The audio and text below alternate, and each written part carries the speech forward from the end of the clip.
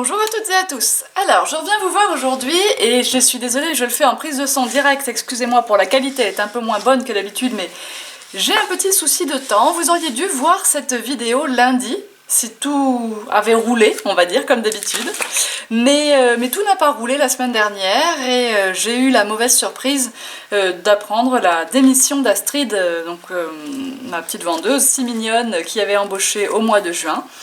Alors j'étais un peu déçue, fort déçue même, je dois le dire, effectivement, puisqu'elle travaillait très bien, Astrid, et que j'avais pris les devants, et en principe, cette situation n'aurait pas dû arriver. En tous les cas, elle a préféré finalement, après m'avoir dit le contraire, partir vers d'autres horizons. Donc nous lui souhaitons évidemment le meilleur dans ses nouvelles aventures, mais en ce qui concerne Tout en colle, eh bien ça m'a fait prendre un tout petit peu de retard dans mes vidéos. Je vous indiquerai la semaine prochaine comment nous allons rebondir et voilà, comment nous allons nous organiser par la suite, et je pense que vous ne serez pas déçus de toute façon. Alors, cette parenthèse étant faite, je vous fais ma vidéo technique sur les différents papiers et leurs utilisations, parce que c'est une question qui revient très souvent dans vos commentaires. Vous avez souvent du mal à choisir quel papier, pour quel projet, pour quelle partie de l'album ou dans une carte, enfin voilà. Alors, la première chose, c'est que le papier d'imprimante en 80 grammes, eh bien, on ne va pas l'utiliser en scrap. Ça va vraiment être très rare. Même si on veut faire un intérieur de faire-part, on va tâcher d'imprimer notre petit discours sur du papier 160 grammes ou au moins 120 grammes. Le 80 grammes, on va le réserver vraiment. Par exemple, je le conseille pour les pages de l'agenda 100% tout en colle, parce que ça, voilà, c'est son usage, mais c'est tout. Donc déjà ça, c'est fait, le 80 grammes. Je m'en sers quand même un petit peu en 120 grammes, en tout cas pour faire mes prototypes, mes gabarits d'albums, choses comme ça, pour voir si les pages ont bien fonctionné ensemble. Bon bref. Vous trouvez dans les papiers, toujours de papeterie, du papier également plus épais, du 160 grammes, du 220 grammes, du type Bristol. Alors ça peut être sympa pour s'entraîner avec ses feutres à alcool par exemple. Pour faire des colorisations au feutre à alcool, des coloriages au feutre à alcool, c'est pas mal parce que ça glisse bien. Les nuances ne sont pas aussi belles que si on utilise un papier adéquat, mais déjà pour s'entraîner, c'est bien. Voilà, ça va être à peu près le seul usage d'un papier comme ça de papeterie. On pourrait éventuellement l'utiliser pour des pochettes, des choses comme ça, mais vraiment des toutes petites parties d'album. Voilà. Si vous utilisez ça en base de carte, ça va gondoler, hein, quoi qu'il arrive. C'est pas que une question de grammage, parce que quand on vous dit 80 grammes, 90 grammes, 160 grammes, c'est le poids de votre papier au mètre carré. Donc en principe, hein, c'est logique, plus le grammage est élevé, et bien plus le papier est épais.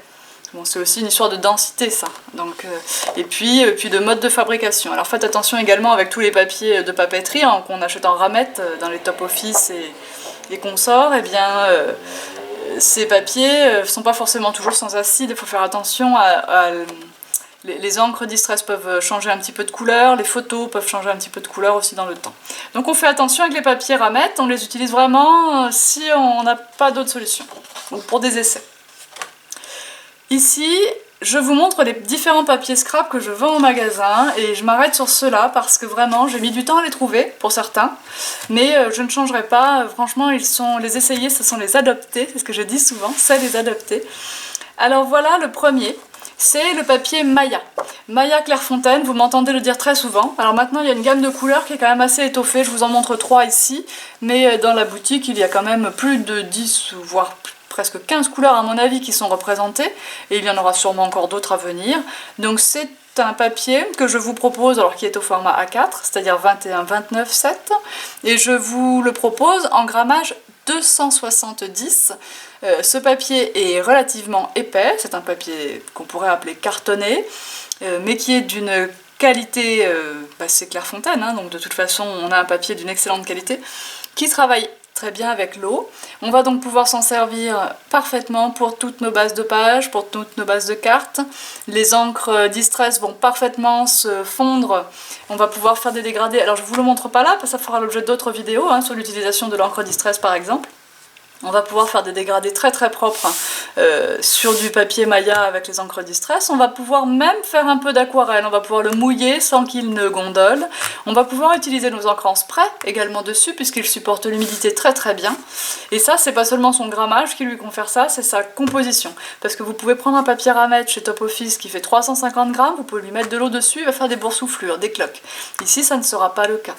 Donc voilà, un papier ici qui est coloré à cœur. Donc ça veut dire que si vous déchirez votre papier, si je déchire ici mon papier marron, je ne vais pas le faire. Hein. C'est une feuille entière, je ne gaspille pas, vous savez, c'est comme ça, le gaspillage ça me fait mal au cœur. Donc le papier est coloré à cœur, ça veut dire que si vous le déchirez, vous aurez bien votre papier, votre couleur marron partout, puis vous voyez que la tranche elle est bien marron, il n'y a pas de problème. Si je vous dis ça, c'est en référence par exemple à des papiers, alors je vais essayer de cacher la marque, qui sont... Enfin bon, allez, c'est papier Toga, mais d'ailleurs c'est plus les papiers actuels de chez Toga, ils ont sorti d'autres gammes, mais bon. C'est des papiers que je n'aime pas beaucoup, qui non seulement sont blancs à cœur, alors ils ont sorti, je dis, une nouvelle gamme qui est plein cœur, mais peu importe. Et quand on les plie, ils ont tendance à s'effilocher un petit peu, voilà, ça c'est pas des papiers que je choisis pour le magasin. Comme vous savez bien que quand je n'aime pas, je ne vends pas. C'est comme ça. C'est ma politique, après bonne ou mauvaise, je ne sais pas, mais c'est mon choix, et voilà. Donc vous avez ces papiers, alors les Maya sont des papiers très lisses. C'est-à-dire que vous pouvez aussi très très bien tamponner dessus, ils sont tout à fait adaptés puisqu'ils sont très lisses, vous n'allez pas avoir de problème avec vos tampons, contrairement à ce papier que j'aime également beaucoup, qui est un papier, lui, structure lin. Alors vous pouvez voir un petit peu dans les reflets de la caméra, je l'espère, qu'il a une structure un petit peu comme un tissu en lin. Alors ça lui confère un aspect, une finition très très belle, très soignée, j'aime beaucoup dans les pages d'albums, surtout pour les naissances et choses comme ça, c'est très beau aussi pour les cartes. Par contre, si vous tamponnez dessus, votre tamponnage ne sera pas très régulier, parce que si petites soient les creux et les bosses de ce papier, il y en a quand même, donc forcément votre tamponnage ne sera pas parfait. C'est à savoir, mais par contre, quand vous utilisez ça avec de l'encre Distress, vous avez les petites nervures qui se mettent à ressortir. Pour peu que vous ayez en plus utilisé un classeur de gaufrage, alors là, c'est fantastique.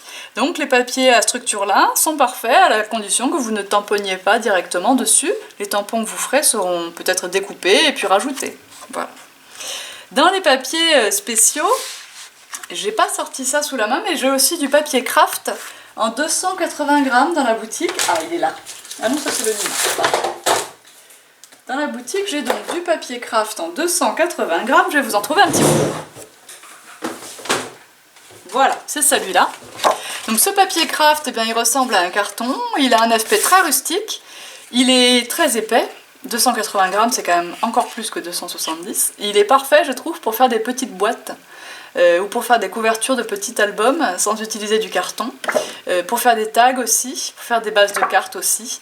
Enfin voilà, il est très bien et il est, voilà, si on veut cet effet rustique, parce que par contre voilà, c'est pas un effet chic, c'est un effet rustique. Finalement on l'appelle craft, on pourrait presque l'appeler jute, hein, celui-là, c'est, enfin bref. Donc il a des petits mouchetis comme ça dedans, c'est un papier qui est très très agréable à travailler aussi, et qui va aussi très bien prendre les encres Distress sans souci. Voilà. Ensuite, après, et donc je le vends aussi au format A4, c'est pour ça qu'il était dans ce lot, que je voulais en parler dans ce lot. Dans les papiers scrap, nous avons aussi les papiers donc au format scrap, c'est-à-dire 30 cm et demi, genre 30,48 cm de côté. Le format scrap, je le propose dans deux marques, mais il y en a une qui a ma préférence. Je propose des papiers de bonne qualité colorés à cœur chez Rayer, pour voilà, les couleurs que je ne trouve pas chez Basil, parce que le meilleur, à mon avis, c'est le papier Basil. Donc là, je vous en montre un échantillon. Ça, c'est le Basil Almond Cream. Alors, en plus, il a une petite référence en bas, qui n'est pas en mode référence de l'autre côté, ce qui fait qu'en réalité, avec ce papier, vous avez 30,5 par 31 cm. Mine de rien, vous gagnez un demi-centimètre, et ça peut compter parfois. Et donc ce papier, je le choisis que dans la gamme Smoothie, parce que je veux qu'il soit lisse, donc c'est la seule gamme chez Basil qui est lisse. Et donc je vous propose un échantillonnage de couleurs assez large, en tout cas l'échantillonnage qui existe chez Basil dans la gamme Smoothie. Donc il y a bien sûr le Classic Craft qui en fait partie, il y a aussi du blanc, du noir bien sûr, et puis des couleurs voilà, que vous trouvez dans la boutique, donc les Basil Smoothie. Alors c'est un papier qu'on va pouvoir travailler très très bien avec l'encre Distress, sur lequel on va très bien pouvoir tamponner. qu'on va pouvoir, alors avec de l'eau un petit peu moins que sur les mayas quand même. Il résistera quand même aux encres en spray si vous l'imbibez pas, il résistera également aux gouttelettes d'eau si vous faites un petit peu d'effet aquarelle, voilà, sur votre encre distress. Mais ce papier-là ne fait que 220 grammes, donc forcément sera moins rigide que le papier Maya. C'est un papier de très bonne qualité quand même. Alors c'est pas mal pour les bases de page, ça dépend de la taille de la page et puis le nombre de pochettes que vous allez mettre dessus. J'ai fait récemment un album où j'ai utilisé ça comme base de page parce qu'il n'y avait pas de pochette. Les pages sont très hautes, elles font 30 cm, il y avait un rabat. Pas de pochette, bon ce papier-là allait très bien. Mais il faut faire attention quand même, mais cela dit c'est déjà très très bien comme qualité de papier. Donc en gros, j'utilise mon papier Maya si le format A4 me suffit, et j'utilise le papier Basile si j'ai besoin d'un format 30-30. Hein, pour simplifier, c'est ça. Mais en qualité, le Maya est plus épais, celui-là l'est moins, mais quand même déjà très bien. Et puis nous avons le papier aquarelle dans les papiers spéciaux. Le papier aquarelle, lui il est fait pour être travaillé avec de l'eau. Donc vous allez pouvoir colorier dessus avec des vraies aquarelles, mais aussi utiliser vos encres distress ou vos feutres aquarellables. Ce papier aquarelle, il a forcément un grain. Certains sont plus grainés que d'autres, donc faites attention quand vous les achetez. Si vous prenez des blocs comme c'est le cas ici, ne soyez pas étonnés de voir que toutes les pages sont collées. En général, vous pouvez les décoller seulement par un petit coin, puis vous passez votre réglet ou votre cutter et vous décollez le reste du bloc. C'est fait parce que si vous voulez faire de l'aquarelle, vous utilisez beaucoup d'eau, toutes les pages sont collées. Si vous mettez trop d'eau, ça ne vient pas salir les pages d'en dessous. Donc le papier aquarelle à réserver aux techniques à l'eau ou à un fond de carte éventuellement à l'aquarelle, voilà. Mais souvent, ça sera plus un fond de carte que pour un tamponnage par exemple. Hein. Ou à moins que le tamponnage soit vraiment voulu colorier à l'aquarelle. Avec beaucoup d'eau, je veux dire, parce que sinon vous pouvez très bien colorier à l'aquarelle sur le papier Maya. J'espère que je suis à peu près claire, mais c'est très théorique, mais je vous montrerai des essais, parce que j'ai déjà préparé, mais ça sera pour la semaine prochaine, des essais de coloriage sur les différents papiers. Alors, pour terminer sur les papiers spéciaux, nous en avons deux, ici, qui sont les papiers Nina. Les papiers Nina, vous en entendez beaucoup parler, que ce soit sur ma chaîne, sur celle de Laetitia, ou sur d'autres chaînes de spécialistes dans le coloriage au feutre à alcool. Eh bien le papier Nina, c'est tout simplement le papier qui est fait, conçu pour le coloriage au feutre à alcool. Alors il est très bien aussi pour d'autres usages, mais il n'est pas très cher en plus, parce que 6,90 €, là vous avez 15 pages de feuilles de papier craft. Quand c'est le blanc, c'est carrément 20 pages pour le même prix. Et c'est un papier qui fait 216 grammes par mètre carré. Il est très doux aussi, vous voyez, sur l'emballage je n'invente rien, on met ultra smooth. C'est un papier qui est très lisse également, comme un peu le Maya et comme le Basile. Et du coup, bon, il est plus fin que du Basile, 216 grammes, et surtout, vous voyez, sa composition fait qu'il a l'air aussi un peu moins rigide. Donc, ces papiers-là sont parfaits pour la partie coloriée de votre carte ou de votre album. Vous n'allez pas utiliser ça pour faire des bases de pages d'album, hein, ça n'ira pas. Et donc, ils l'ont sorti en craft, c'est très joli, je vous montre les exemples la semaine prochaine avec les feutres alcool, mais aussi avec la solution de mélange pour crayons de couleur et les polychromos. Alors ça, vous verrez, à mon avis, vous allez adhérer.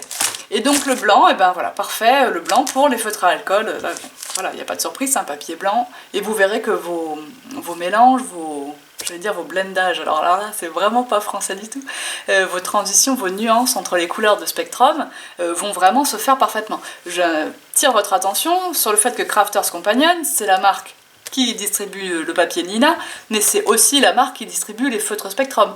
Donc bon, il y a peut-être un lien de cause à effet aussi là-dedans. Malgré tout, ce papier est quand même utilisé par celles qui se sont offert le luxe d'avoir des feutres Copic, qui valent quand même plus de 2 fois le prix d'un Spectrum. Donc ça veut dire que ce papier est forcément d'excellente qualité et est vraiment adapté au coloriage au feutre à alcool. Il sera évidemment aussi parfait avec la solution de mélange pour crayon de couleur. Alors je voulais vraiment vous faire au moins cette partie théorique tout de suite. Je vous montrerai les essais, notamment avec les coloriages, la semaine prochaine. D'ici là, et puis en même temps, je vous annoncerai une bonne nouvelle. Donc, allez, d'ici là, je vous souhaite un bon scrap. Bye bye!